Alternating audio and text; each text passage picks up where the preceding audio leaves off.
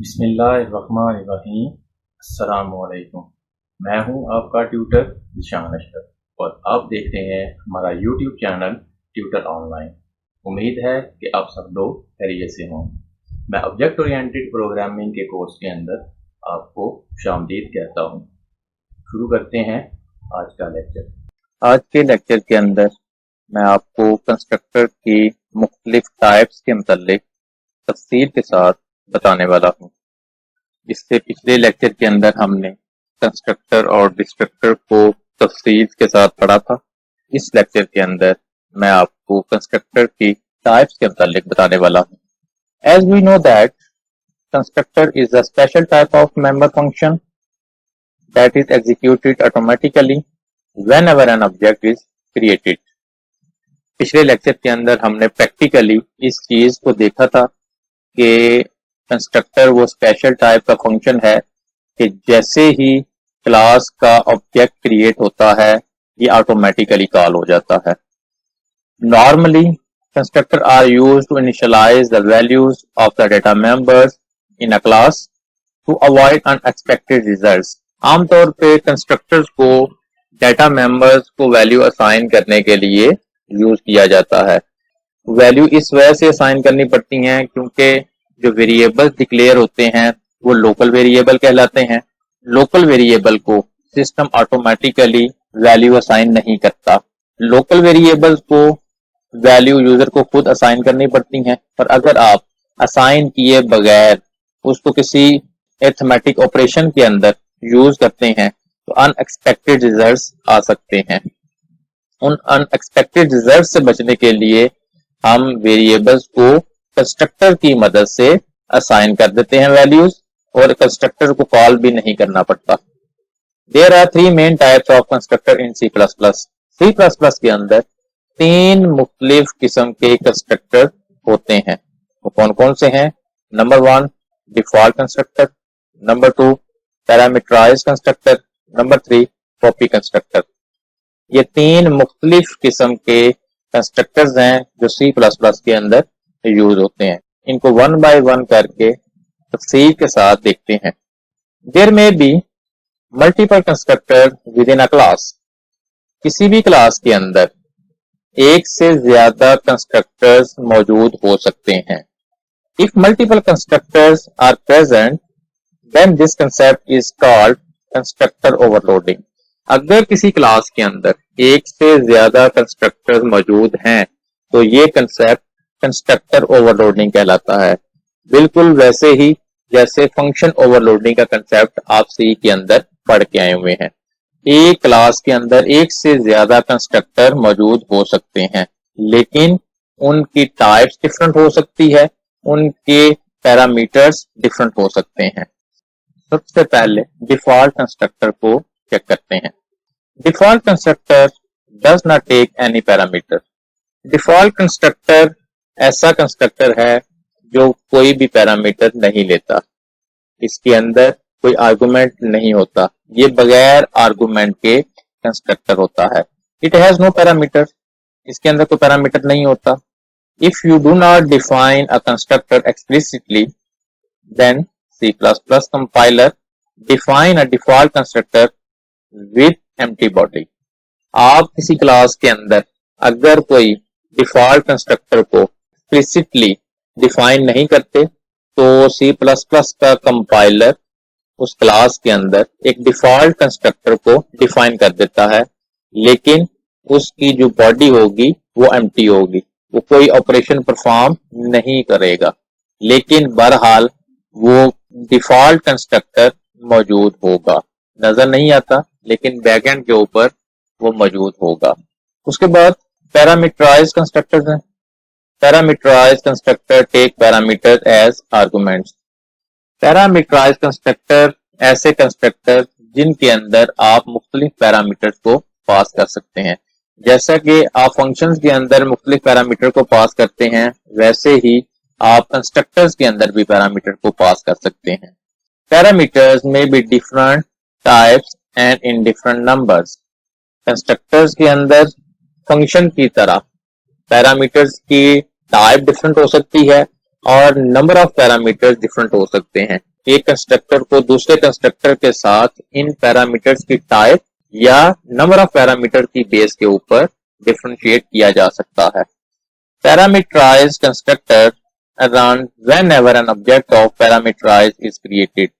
Parameterised constructor उस वक्त run होंगे जैसे ही कोई ऑब्जेक्ट पैरामीटर्स के साथ क्रिएट होगा।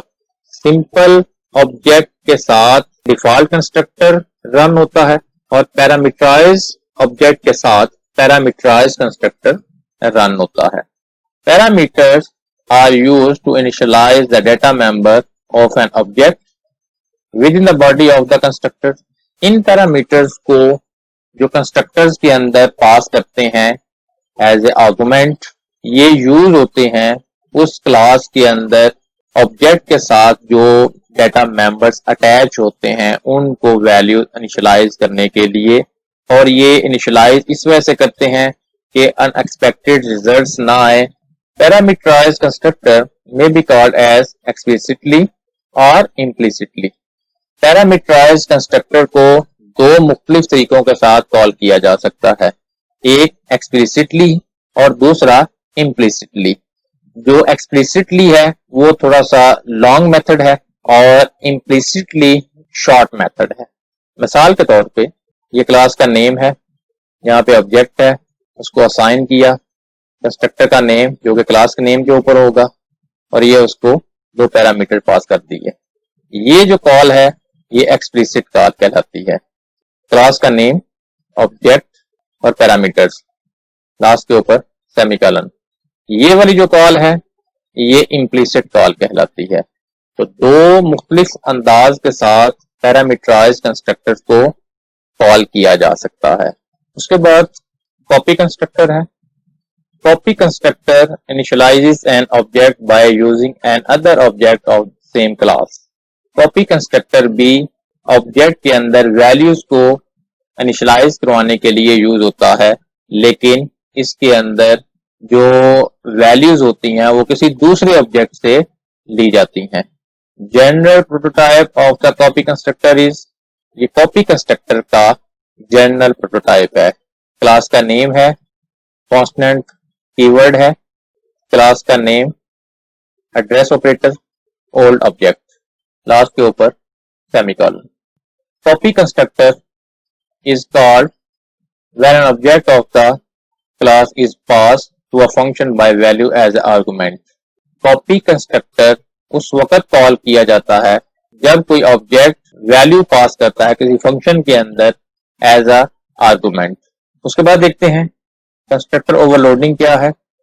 Similar concept as function overloading, बिल्कुल वही कंसेप्ट है आप सी के अंदर पढ़ के आए हुए हैं कि किसी भी प्रोग्राम के अंदर एक फंक्शन को एक से ज्यादा मर्तबा सेम नेम के साथ यूज किया जा सकता है, लेकिन उसके अंदर पास होने वाले जो पैरामीटर्स हैं वो डिफरेंट नंबर के ऊपर मुश्तमिल हो सकते हैं, उनकी डेटा टाइप डिफरेंट हो सकती है और वहां पे रिटर्न टाइप भी डिफरेंट होती है। मिसाल के तौर पे एक फंक्शन है जिसका नाम myFung रखा आपने, उसके अंदर दो पैरामीटर्स हैं, दोनों के दोनों इंटीजर हैं। एक और फंक्शन आपने सेम नेम का बनाया, उसके अंदर भी दो पैरामीटर्स हैं, लेकिन उनकी डेटा टाइप फ्लोट होगी या उनकी डेटा टाइप कैरेक्टर होगी, या एक कैरेक्टर एक फ्लोट, एक फ्लोट एक कैरेक्टर, एक स्ट्रिंग एक इंटीजर, इस तरह से। या number of argument different data types के होंगे या उनकी तादाद डिफरेंट होगी। एक फंक्शन 0 आर्गुमेंट के साथ है, एक फंक्शन के अंदर एक आर्गुमेंट है, एक फंक्शन के अंदर 2 आर्गुमेंट है। इस तरह से भी डिफरेंशिएट किया जा सकता है। कोई ना कोई एक ऐसा सिंगल पॉइंट होगा कि जब आप एक फंक्शन को दूसरे फंक्शन से डिफरेंशिएट कर सकते हैं। वही कंसेप्ट C++ के अंदर कंस्ट्रक्टर ओवरलोडिंग के लिए भी यूज होता है। More than one constructor are defined within a class, एक क्लास के अंदर एक से ज्यादा कंस्ट्रक्टर डिफाइन किए जा सकते हैं। Differentiate between them on the basis of parameters. Special note, एक क्लास के अंदर एक से ज्यादा कंस्ट्रक्टर हो सकते हैं, लेकिन एक क्लास के अंदर only one destructor is in a class either explicitly और इम्प्लिसिटली। किसी भी क्लास के अंदर एक से ज्यादा कंस्ट्रक्टर तो हो सकते हैं, लेकिन उस क्लास के अंदर सिर्फ और सिर्फ डिस्ट्रक्टर एक ही होगा। आपने उसको एक्सप्लिसिटली डिफाइन किया हुआ है या वो इम्प्लिसिटली कंपाइलर की मदद से डिफाइन हुआ है। एक्सप्लिसिटली से मुराद आपने खुद उसको डिफाइन किया हुआ है, और अगर आप उसको डिफाइन नहीं भी करते तब भी बाय डिफॉल्ट एक डिस्ट्रक्टर आपकी क्लास के अंदर इम्प्लिसिटली डिफाइन होता है, जो प्रोग्राम के एंड होने से पहले तमाम के तमाम रिसोर्सेज जो आपने ऑक्युपाई करवाए होते हैं उनको फ्री करने के लिए यूज करते हैं। आमतौर पे जो रिसोर्सेज होते हैं वो मेमोरी की सूरत में हो सकते हैं, वो फाइल की सूरत में हो सकते हैं, और मेमोरी को अगर आप फ्री नहीं करेंगे तो मेमोरी लीकेज का प्रॉब्लम आ सकता है। तो क्लास के अंदर डिस्ट्रक्टर्स को रिसोर्सेज फ्री करने के लिए यूज करते हैं। कंस्ट्रक्टर और डिस्ट्रक्टर एक्सप्लिसिटली या इम्प्लिसिटली डिफाइन होते हैं। ये थी कंस्ट्रक्टर्स की मुख्तलिफ टाइप्स, और अगर आपका कोई क्वेश्चन है तो कमेंट सेक्शन के अंदर आप पूछ सकते हैं। अगर आपको हमारी ये वीडियो पसंद आई हो तो इसको लाइक करें, शेयर करें, कमेंट सेक्शन में अपनी राय का इजहार करें, और अगर अभी तक आपने हमारे चैनल को सब्सक्राइब नहीं किया तो सब्सक्राइब के बटन पर क्लिक करके साथ घंटी के निशान को दबा दें, ताकि हमारी आने वाली हर वीडियो का आपको फौरन पता चल जाए। अपना बहुत सारा ख्याल रखिएगा। अल्लाह हाफिज।